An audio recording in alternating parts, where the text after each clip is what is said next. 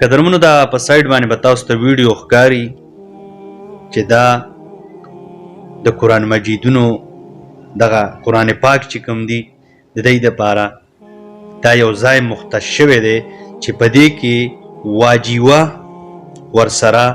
د هغه ډېر درانه پښتانه خواږه دوستان د هغه ټیم چې هغه پوره تعاون کوي، منډه تړلوي هر مزار ته،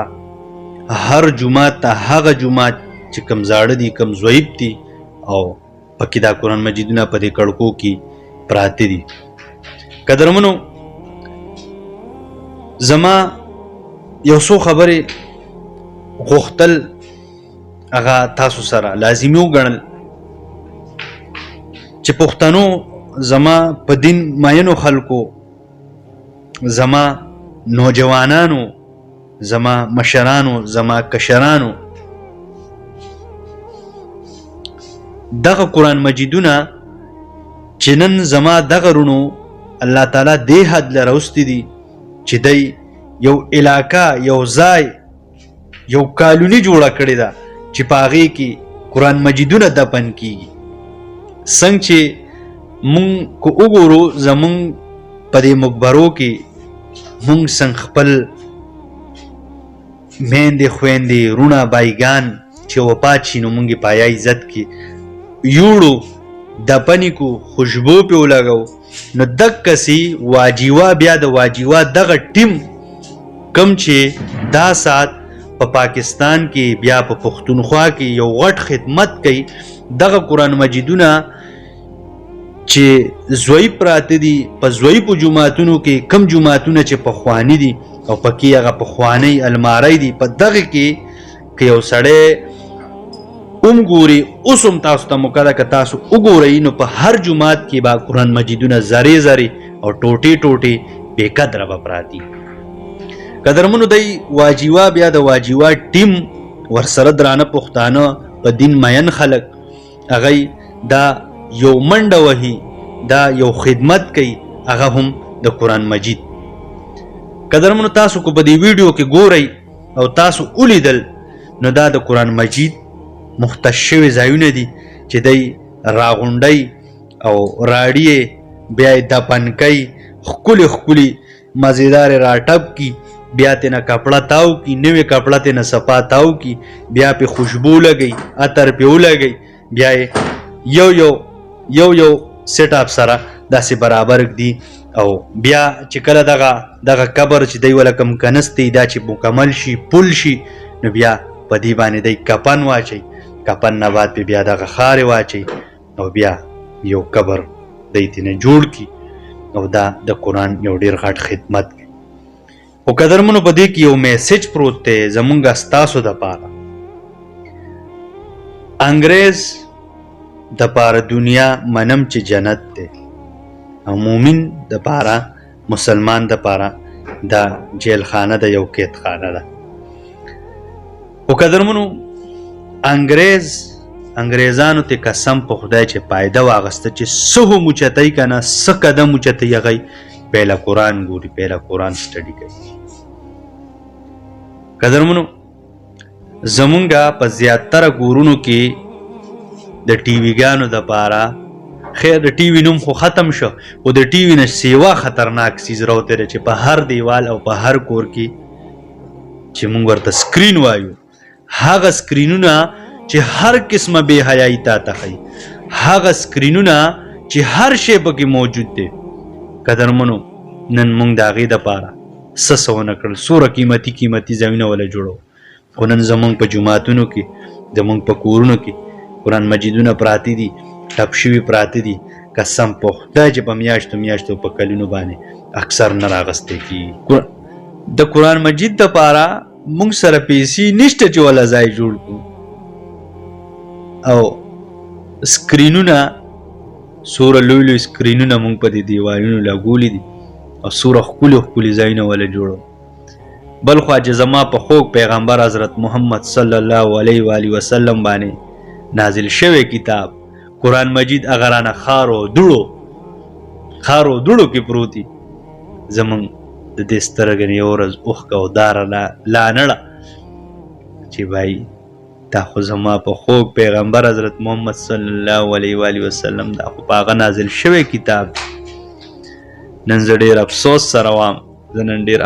سره وام تاسو به لیدلي زما نه دا ډېر نوجوانان خفم شي چې تا خو په موږ ډېر سخت سوال وکړو نن چې زما د ځوانانو نه خپل پیغمبر هیر دی نن چې زما د ځوانانو نه کلمه هیره ده نن چې زما د ځوانانو نه د کلمې معنا هیره ده نو تاسو ته پته ده دا ولې دا مونږ دین ته شا کړې ده او چې چا هم دین ته شا کړه نو الله هغه ته هم نه ګوري ګورې چې کم خلک دین سپک ګڼي چې کم خلک دین ته شا کی دا دین د سر اړو څه ګڼي نه قرآن ته شا کی قرآن اړولولي نه د الله حق سچ لار پریدي او د غیرو په طریقه روان شي څنګه چې زمونږ ینګ جنریشن اول زه په ډونګو کې بیا زما ډېر ځوانان ټیک ټاک رانه وخوړل نو ګوره چې مونږ الله ته نه ګورو مونږ د الله نه منو نو قسم په خدای ګوره چې الله هم زمونږ نه مني ته د یو سړي سره بد کې او هغه د تا سره ښه کوي هسې خبره ده نن چې زمونږ ځوانان تباه برباد شو نن چې زمونږ په کورونو کې برکت نشته نن چې زمونږ ملک سمین وخوري نو مونږ حقیقت په شا غورځولی دی مونږ قرآن هغه نه لولو ځوانان تباه برباد شو کلمه ترې نه هیره شوه د کلمې معنی ترې نه هیره شوه نو دا مونږ قرآن په شا پرېښودی دی د قیامت په ورځ به الله دې مونږ د هغه سخت نه او د هغه ورځ نه وساتي خو دا چې کوم حالات دي مونږ به ټول ړانده پاسو کم خلق چې قرآن په شا پرېږدي کم خلق چې الله او رسول په شا پرېږدي خپله خوښه اختیار کړي کم خلق چې د الله دین د الله کلام هغې ته سپک وګوري هغه خلکو ته ګورې الله نه ګوري نن مونږ دین ته شا کړې ده نن مونږ قرآن پرېښودی دی چې زمونږ په خوږ پیغمبر باندې نازل شوی کتاب چې په هغې کې کامیابي ده چې په هغې کې الله تعالی د دواړو جانو کامیابي ایښې ده نن مونږ هغه قرآن په شا پرېښودی دی او زما زیاتره ځوانان په ټیک ټاک پسې نښتي دي چې مونږ قرآن په شا پرېښودو مونږ خپل دین په شا پرېښودو مونږ خپل دین له ټیم نه ورکوو الله مونږ ته نه ګوري چې الله مونږ ته نه ګوري نو قدرمنو زمونږ به هم دغسې حالات وي څنګه چې دا ماحول جوړ دی زما دغه رونه چې کوم د قرآن مجیدونو دپاره کورونه جوړوي ما دغه رونه چې په قرآن مجیدونو باندې دا دومره غټې خرچې کوي په یو قبر باندې 8-9 لکه روپۍ خرچه راځي چې کوم تاسو په دې ویډیو کې وینئ په دغه قبر باندې 8-9 لکه روپۍ خرچه راځي او دا خرچه د کم ځای نه راځي دا دغه په دین مین خلک دغه پښتانه دا دی ورکوي خو زما زیاتره خلک داسې دي زما زیاتره رونه دوستان داسې دي چې دین ته شا کړی قدرمنو کو نن مونږ د قرآن خدمت وکړو نن که مونږ د خپل دین خدمت وکړو نو مونږ وګټله که مونږ نن په فیسبوک باندې صرف سیاست وکړو که مونږ په فیسبوک باندې نن صرف لیډر وستایو نن که په فیسبوک باندې مونږ صرف د بل بېعزتي وکړه نن که په فیسبوک باندې مونږ دا زما لیډر دی دا نر لیډر دی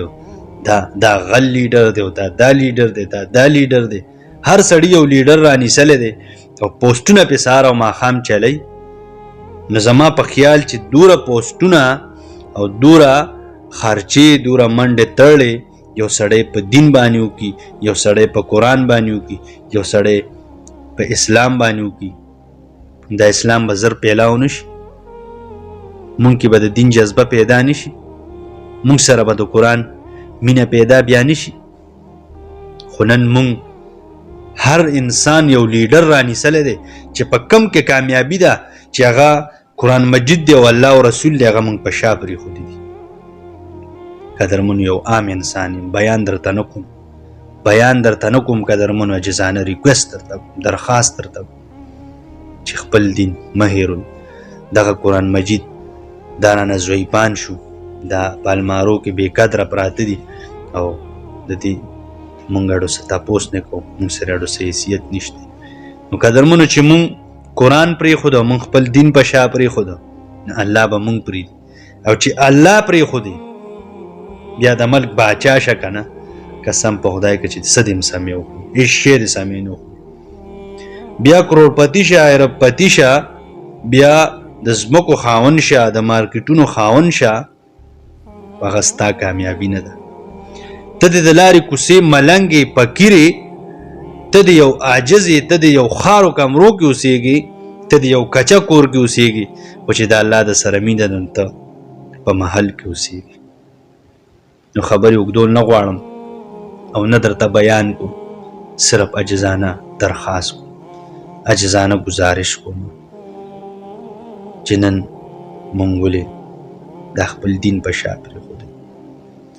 لږ د خپل دین نه هم ټیم ورکړو، کمزور یو، ګناهګار یو، خطاکار یو. د الله نه به امید محمد مصطفیٰ سب سے آخری نبی، احمد مجتبیٰ سب سے آخری نبی.